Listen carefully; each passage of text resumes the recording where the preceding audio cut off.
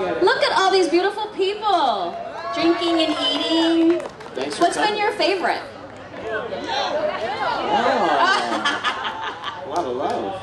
Robin's gonna. I had some of that bacon in there. It was really delicious. I smell something now. Oh God, it's so good. This is tough. I'm sorry, Robin. Did I interrupt? That's okay. We're gonna go with reading a quick bio. Like, not that you really need an introduction because everybody knows you are a true television icon. You have been a part of our lives since well before your breakout role as Barbara Cooper on One Day at a Time. I mean, come on, guys. I'm so happy you're here.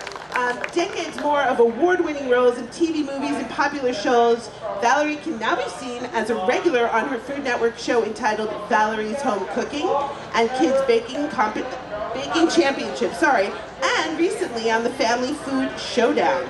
Her awards range from Golden Globes to Screen Actors Guild Awards to Daytime Emmys, and if that's not enough, she's also a New York Times best-selling author, has popular products sold on QVC, and has been very candid about her fitness and health journey over the years. My God. I don't think I'm old enough to have accomplished all that yet. That's all a lie. All before 20. Well, you know, when did you realize that cooking was going to be such a big part of your life?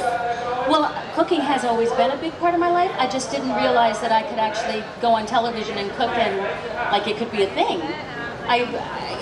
Until Food Network came along in the 90s, and I had it on all the time. I literally was one of those people that had my little television on in the kitchen, and I would watch Rachel Ray's 30-minute meals and try to cook along with Rachel. Anybody else with me on that one? Yes, right? Because she's the master of that, and she makes it look so easy, and I just, like, it was always on in my home.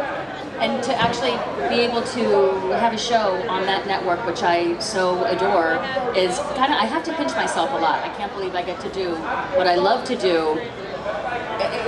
It's like, this is a really weird world for me. I've been doing this since I was 15 years old, and now, I don't know.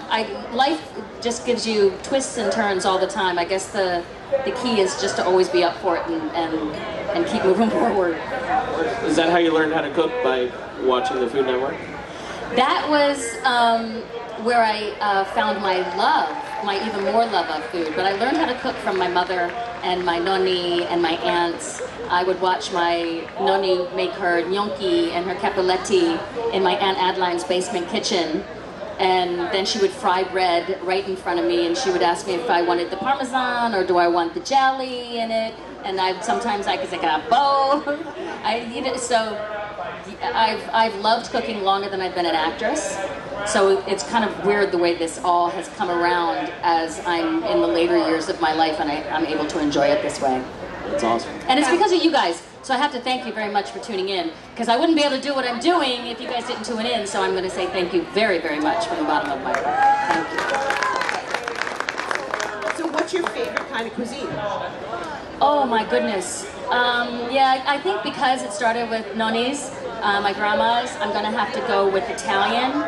But when I married Eddie Van Halen, he is part Indonesian, and his mother is half Indonesian, half Dutch, and I learned a lot of amazing Indonesian dishes, and that's where I started to really love all the spicy foods and the sambals and the different things that Mrs. Van Halen would make. Just blew my mind. Did you find yourself melding the Van Halens and the Bertinellis together, like the Absolutely, food? And through food. Yeah. That's, I think, how you can bring people together. That's what, in my experience, how I've brought people together is through cooking and food. And this world is as big and massive as it feels.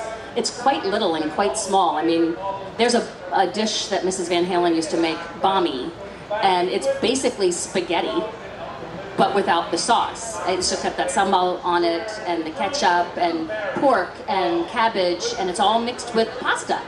When you look at every cuisine around the world, we kind of all have similar. We all have pasta dishes, we all have rice dishes, we all have a particular dish, a casserole. We're all, and as this country becomes more and more of a melting pot, I mean, it already is a melting pot, beautifully so, and we can learn from each other the different cuisines, I find it exciting to learn different cuisines and different ways to make things and different ways to add spices and the spices that I've never heard of before being put in a dish and how magical it makes it. It's crazy how that happens. It just continues to evolve as you go through your life. Right? Icons that have left a lasting impression on how you approach food, besides Rachel Ray and everybody on Food Network. I mean, I love everybody thing, there. I'm a huge fan of the network, so that I'm able to actually be on on the network is kind of mind-boggling. I'm sure they love having you. Well, I've told them often that I plan to be the Betty White of Food Network, so you're not going to get rid of me.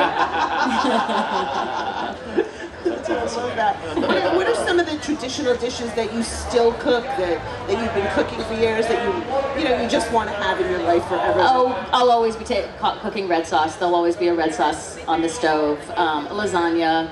Are you like a Sunday sauce kind of girl, or are you do like more of a traditional marinara? It depends. It depends on what day it is. I'm going to name drop a little bit, but my husband and I go to Bill Shatner's house for Monday Night Football, and because he happens to be my neighbor, our backyards butt up against each other, and we've been going for years. And he always requests a certain dessert. Well, this is the first time he's ever requested something that he's again.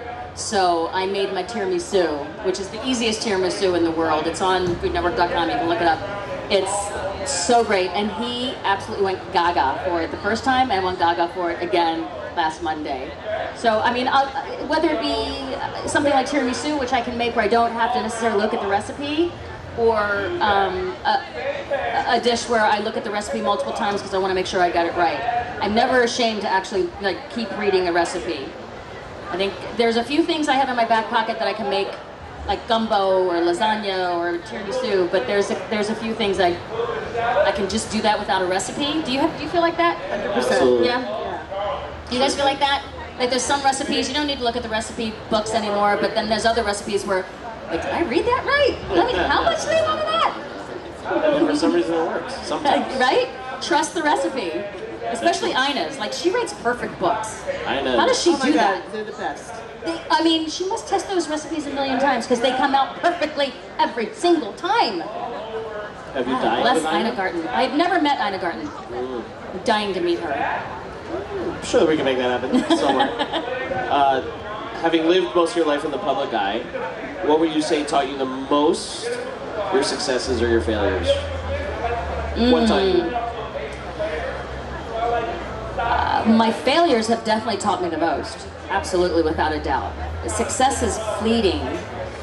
Failure is forever. But there's nothing to be ashamed of in failure, because that's how you learn. That's how I learn. Getting over the embarrassment of making a mistake and then moving on is the hardest part. But then learning from it, you're pretty much not going to make that same mistake twice. And if you do, what's the matter with you? I've done that before. I'm saying that to myself, not any of you. I sound like Regis Philbin now. I walk away from doing those shows and I just feel like I walk away like this. So after I'm done with the show, like just this last time, I went 3 weeks without alcohol, without sugar, because there's sugar in alcohol. I want to take sugar completely out of my diet. So for 3 weeks, nothing. I did my bulletproof coffee, intermittent fasted, and after 3 weeks, I only lost 7 pounds. Like, what the hell? I suffered for nothing. 7 pounds. I should lose that in a week. It took me 3 weeks to take it off. That's what happens when you're 59. God damn it. I think you look amazing. I think everybody agrees. See? No, I would do it again, though. I would take myself off sugar again. But I'm right in the middle of filming Valerie's Home Cooking right now, so I can't. Good excuse, right? It's a lot of sugar. There's always something, right? Yeah, always something. There's a lot of I can't diet right now. I have to cook for television. Yeah, well, there's a lot of Mondays in my life. It's like, okay, on Monday, right? Yes, like, exactly. Why does it have to be Monday? Right. But it was worth it. I mean, I did feel a lot better afterwards, but I was really pissed off I didn't lose more weight. Aren't we all? So, seeing that you're on the set all day, you're eating all this stuff, whether it be good, bad, right, healthy, unhealthy. Oh, did I not answer the question? When you come home, do you find yourself sitting there and making a meal? I make a lot of salads. I make a lot of salads. I make a lot of dressings. And I don't believe that fat is bad for you. It's sugar that's bad for you, not fat. That is delicious. Sugar will kill you. but if you have too much of it. So I try to keep sugar to a minimum. Although, I mean, you can't make tiramisu without sugar. You can't make some of these things. So I don't believe in totally taking everything out of your diet forever.